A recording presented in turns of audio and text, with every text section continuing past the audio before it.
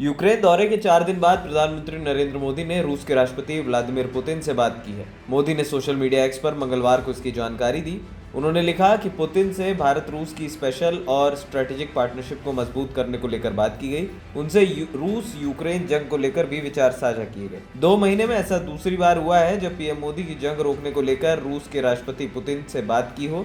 इससे पहले मोदी 8 जुलाई को रूस दौरे पर गए थे, तब भी दोनों के बीच इसी मुद्दे पर चर्चा हुई थी। पीएम मोदी ने उन्हें कहा था ये समय जंग का नहीं है। पीएम मोदी ने बताया कि उन्होंने हाल ही में किए यूक्रेन दौरे के बारे में भी पुतिन को जानकारी दी। उन्होंने जंग का शांतिपूर्ण समाधान करने को लेकर भारत की प्रतिबद्धता को दोहराया। कुछ ही घंटे पहले पीएम मोदी ने अमेरिका के राष्ट्रपति जो बाइडेन से बात की थी। दोनों नेताओं ने यूक्रेन समेत तमाम वैश्विक मुद्दों पर चर्चा की। साथ ही प्रधानमंत्री मोदी ने यूक्रेन में शांति और स्थिरता के लिए भारत के समर्थन की बात दोहराई। यूक्रेन के राष्ट्रपति जेलेंस्की ने बीते सप्ताह भारतीय पत्रकारों से बातचीत की थी। उन्होंने कहा था कि यूक्रेन जंग के समाधान के लिए दूसरे शांति सम्मेलन को भारत में होना चाहिए। जेलेंस्की ने इसे लेकर पीएम मोदी से बात की। दरअसल यूक्रेन की कोशिश है कि दूसरा शांति सम्मेलन ग्लोबल साउथ देशों में होना चाहिए। जेलेंस्की ने बताया था कि दूसरे शांति सम्मेलन के आयोजन के लिए भारत के अलावा सऊदी अरब, कतर और तुर्की के साथ भी बातचीत चल रही है। उन्होंने कहा कि शांति सम्मेलन उसी देश में होगा जिसकी इसमें दिलचस्पी होगी। इससे पहले स्विट्जरलैंड में पहला यूक्रेन शांति सम्मेलन जून में आयोजित किया गया था, जिसमें रूस ने हिस्सा नहीं लिया था।